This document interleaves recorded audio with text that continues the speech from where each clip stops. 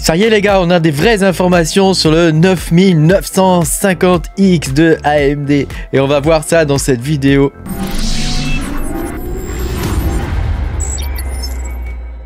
Bonjour les amis, je suis très content de vous retrouver aujourd'hui pour cette nouvelle vidéo où on va parler du 9950X parce que ça y est, cette fois AMD a publié les vraies informations. Pense à me mettre un petit pouce bleu et à t'abonner à la chaîne si t'es pas abonné. Je te rappelle que tu peux me soutenir en allant sur patreon.com/makertronic, tu pourras voir mes vidéos en avance. Alors, on va pouvoir commencer. Donc il y a quelques jours, il y a des informations, AMD a sorti des informations officielles cette fois sur le lancement du Ryzen 9950X. Donc on va voir ça un petit peu dans cette vidéo. Puis aussi on va voir est-ce que c'est intéressant de l'acheter dès sa sortie ou est-ce qu'il vaut mieux attendre un petit peu ou alors se rabattre sur les 7950 dans le cas où on voudrait acheter du matériel pour miner ou même pour son PC de bureau. Moi j'ai un 7950 pour mon PC de bureau. Voilà, est-ce qu'il vaut pas mieux attendre aussi la version 3D qui devrait arriver en septembre? On va voir ça dans cette vidéo. Alors déjà on va regarder un petit peu les caractéristiques techniques de ce processeur. Il ressemble beaucoup au 7950. Donc je t'ai pris les deux trucs là, hop. On va les regarder ensemble. Attends, je vais essayer d'organiser ça bien pour qu'on puisse faire la comparaison entre les deux. Toi, je t'en mets une là et une là. Donc, t'auras peut-être ma tête de l'autre côté. T'auras peut-être ma tête de l'autre côté, mais c'est pas grave. On va y arriver quand même. Donc, sur cette page, nous avons... alors, attends, par contre, on va mettre plutôt celui-là de ce côté. De ce côté. Et l'autre de l'autre côté, voilà. Donc nous avons de ce côté le 9950X et de l'autre côté le 7950X. Donc la première chose qu'on voit au niveau des caractéristiques techniques, c'est que il saute une nouvelle génération. Donc là on est sur le Granite Ridge AM5, alors qu'avant on était sur le Raphael AM5. Tu vois ici Zen 4 et Zen 5. Au niveau du nombre de processeurs à l'intérieur du processeur, bah oui c'est comme ça. C'est la même chose, on est toujours sur 16 cœurs avec 32 trades, donc chaque cœur est capable d'exécuter 2 trades, voilà, et on a 2 CCD, donc c'est-à-dire 2 die en fait séparés quoi. Voilà, après ils communiquent entre eux évidemment. Voilà, on a un total de 170 watts de chaleur à dissiper. Donc le TDP est de 170 watts, donc visiblement ça sera comme pour le 7950X, la consommation sera de 240-250 watts en pleine charge, donc ça consomme quand même pas mal. Même si évidemment on est très loin derrière les Intel qui peuvent consommer jusqu'à 400 watts pour les derniers Intel, c'est juste pas possible quoi. Donc évidemment les Intel pour le minage on peut pas les utiliser puisqu'ils consomment vraiment beaucoup trop avec un Intel dernière génération qui mine pas mal les derniers Intel mais ils consomment beaucoup trop quoi. Et donc c'est la consommation est pas du tout maîtrisée, donc c'est pas gérable. Je pense que c'est dû au fait qu'ils ont une finesse de gravure qui est beaucoup moins fine que les AMD. Donc voilà, justement on va y venir. Les 7950X ils étaient sur 5 nanomètres au niveau des CPU et les 9950X ils sont sur 4 nanomètres. Donc on gagne 1 nanomètre, donc c'est énorme évidemment à ce niveau de finesse, c'est vraiment énorme. Donc ça veut dire qu'on devrait avoir un gain au niveau de la chaleur dégagée déjà et au niveau des performances aussi. Voilà, le package il contient la même chose en termes de circuits imprimés. Grosso modo, on est quasiment sur le même processeur. La seule vraie différence actuellement, c'est le fait que il est gravé plus finement et que en plus ils ont une communication, les IPC, donc le nombre d'instructions par cycle est supérieur de 14-15%, enfin ils disent entre 10 et 15%, donc c'est à voir ce que ça va donner réellement, mais je t'expliquerai après le nombre d'instructions par cycle, comment ça fonctionne. Il y a aussi une autre grosse différence, c'est que il est moins rapide. Alors du coup, il a 4,3 je crois GHz, je retrouve plus l'info là, il y en a tellement. Je sais plus où elle est l'info. Il y en a tellement, je ne sais pas où c'est. Je crois qu'il a 4,3 GHz alors que le 7950X, sa fréquence de base est à 4,5 GHz. Donc voilà, c'est là. C'était en haut, c'était un peu plus haut, tu vois. Ici 4,3 alors que là on est à 4,5. Hein. Bon, au niveau des mémoires cache, c'est exactement pareil. Hein. Donc il est moins rapide.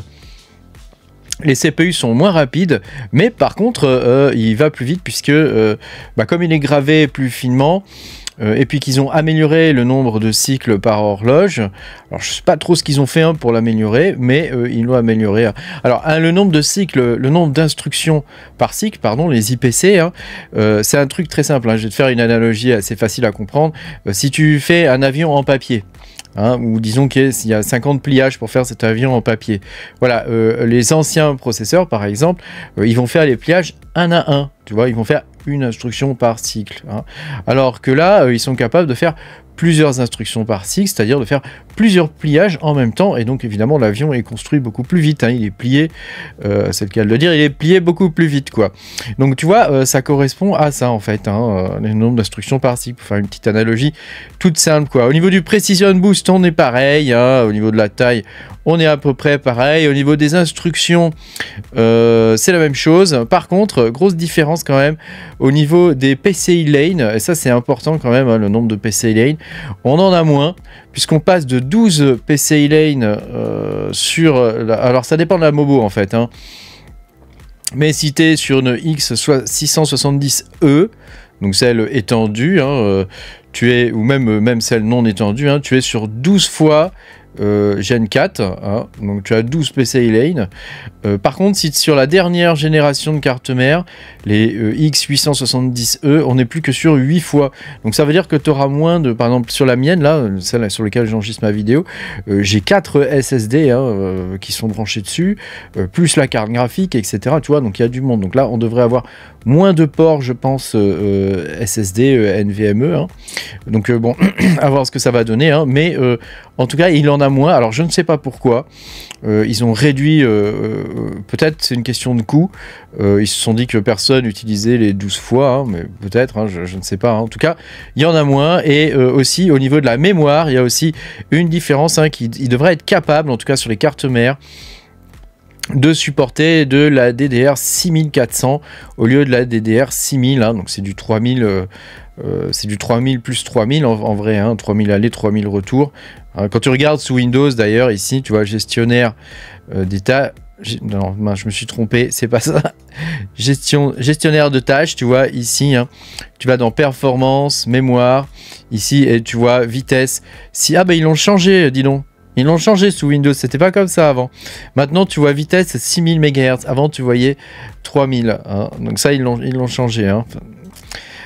Donc voilà, c'est comme ça que ça fonctionne. Donc, est-ce que c'est un processeur qui est intéressant à choper pour miner? Alors, dans l'absolu, oui. Après son prix, d'après les rumeurs hein, que j'ai trouvées, hein, il serait de 6660 €. Donc moi, j'avais vu des rumeurs à 680 €, pardon. Alors que là, il est à 660 €. Donc bon, à voir un peu ce que ça va donner, hein, mais voilà, on devrait être dans ces ordres de prix-là. Évidemment, en France, ça sera un petit peu plus cher, hein, parce que tu sais, nous, les magasins en France, ils vont se gaver. Hein, donc on sera aux... Enfin, tu me diras en même temps, les pauvres, c'est normal, hein, vu les charges qu'on a en France, hein, au secours. Donc nous, on va sûrement le trouver aux environs de 680, 700 € en France. Hein, donc il faudra l'acheter en Allemagne ou en Espagne, quoi, en gros, hein, si tu veux avoir un prix correct, quoi. Voilà. Après, alors, est-ce que c'est un processeur qui sera intéressant d'acheter au moment de sa sortie? Pas forcément. Habituellement, c'est pas une bonne idée d'acheter les CPU le jour de leur sortie, ou en tout cas dans les premiers mois de leur sortie. Je vais te donner un exemple, hein, le 5900X. Il a eu plusieurs déclinaisons et sa première déclinaison, la Step 0, au début, quand il est sorti, elle chauffait beaucoup et elle n'était pas très efficace. Et la déclinaison suivante, la Step 2, était beaucoup plus efficace et chauffait beaucoup moins. J'ai les deux types de CPU à la maison. Hein.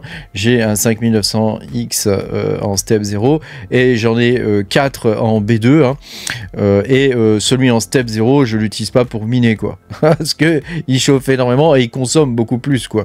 Donc, tu vois, je préfère prendre les B2. Donc, pour le coup, c'est une de mes filles qui a récupéré ce processeur. Hein. Bon, ça va très bien pour ce qu'elle fait, les jeux et tout ça. C'est juste parfait, quoi. C'est un excellent processeur. Mais voilà, pour miner, par contre, voilà, il nous faut quelque chose d'efficace. Hein. Je te rappelle que le coût en énergie, c'est une donnée qui est importante hein, dans le minage. Hein. Donc, évidemment, moins tu consommes d'électricité, mieux c'est, quoi. Hein. Alors, est-ce qu'il faut prendre ce processeur-là? Donc, pour moi, non. En tout cas, au départ, je te conseille pas de l'acheter dès le départ. Mais voilà, peut-être que en attendant, si c'est pour remplacer par exemple des processeurs, je sais pas, que tu as des 3900 encore ou des choses comme ça, comme moi j'ai, hein, je vais les remplacer, mais je vais pas l'acheter tout de suite. Même si je vais peut-être en acheter un quand même pour vous faire la vidéo, hein, parce que c'est normal, hein, il faut que je couvre ce genre de sujet, hein, c'est quand même important. Mais voilà, j'achèterai avec mes propres deniers, n'est-ce pas? Mais pour toi, est-ce que c'est intéressant de l'acheter tout de suite? Je pense pas, hein, il vaut mieux attendre un petit peu. Déjà, les prix vont baisser avec le temps. Tu vois, les courbes de prix baissent tout le temps. Hein. Sur les processeurs, hein. Donc si tu l'achètes dès le départ, bon, tu auras le plus performant. Si ça t'est vraiment utile, pourquoi pas. Mais si c'est juste pour miner ou des choses comme ça, le 7950X par exemple aura un prix beaucoup plus bas et sera peut-être plus intéressant. Je pense qu'on peut le trouver actuellement aux environs de 500 balles. Donc pour 180 balles de plus, tu vois, ou 200 balles de plus, tu pourrais avoir la version 9950X. Je suis pas sûr que ce soit le plus judicieux, tu vois. Sachant qu'au niveau des cartes mères, normalement, bah, les B650 devraient baisser en termes de prix, hein, puisqu'on va avoir des nouvelles cartes mères hein, qui arrivent. Hein. Alors, est-ce qu'elles seront plus abouties que les anciennes? Je ne sais pas. En tout cas, elles supporteront de la mémoire qui va un petit peu plus vite, normalement. Donc là, par contre, ça peut être intéressant d'avoir ce type de carte mère. En tout cas, si on regarde hein, pour les cartes mères, celles que je t'avais conseillé moi, hein, c'est-à-dire celle-ci, la B650 de Asus, hein, la Prime B650 M quelque chose, il y a la A, il y a la P, il y a la K. Hein, j'ai eu plusieurs versions, hein, c'est à peu près la même chose. Hein.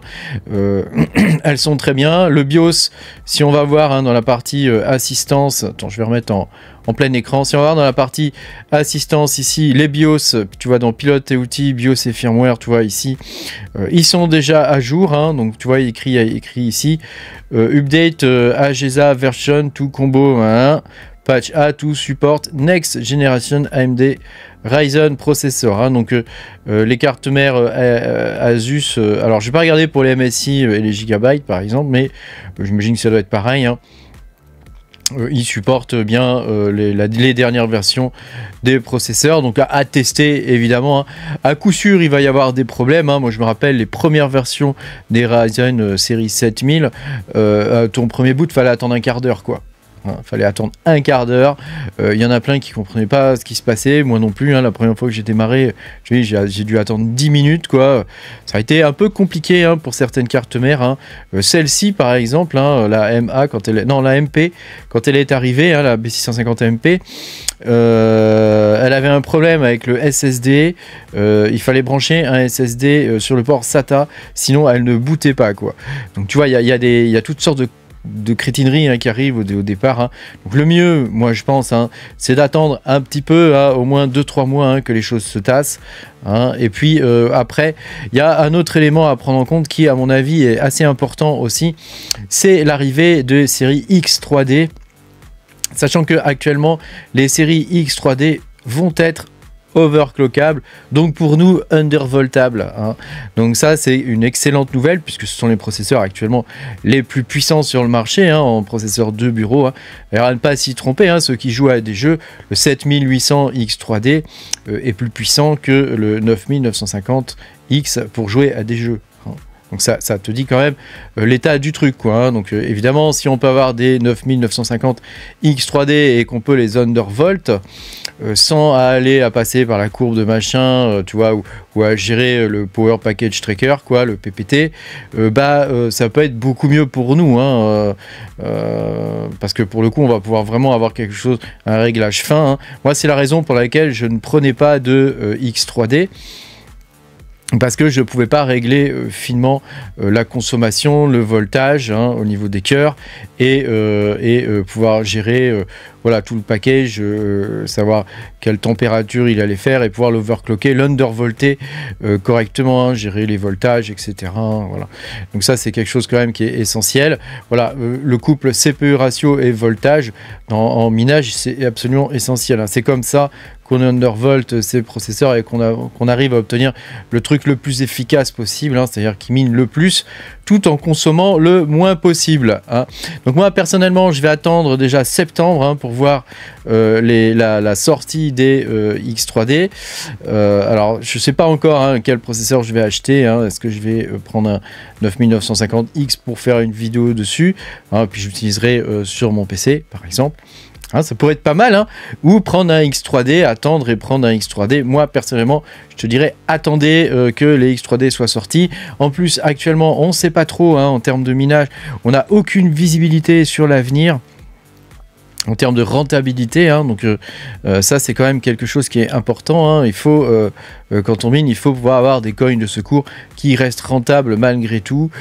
Actuellement sur les GPU, là on est en train de se prendre une claque monstrueuse, hein. C'est la troisième purge, hein, qui est en cours, hein. Donc c'est compliqué au niveau des cartes graphiques, hein. Toute la partie IA, etc. ne suffit pas actuellement à maintenir des cartes graphiques, des rigs de cartes graphiques en fonctionnement, hein. Là, surtout l'été, hein, c'est peine perdue. Même s'il y a des gens qui ont de l'électricité gratuite, l'été avec le soleil, hein, bah, pour ceux qui n'ont pas de panneaux solaires, hein, moi je coupe mes rigs GPU, hein, l'été, hein.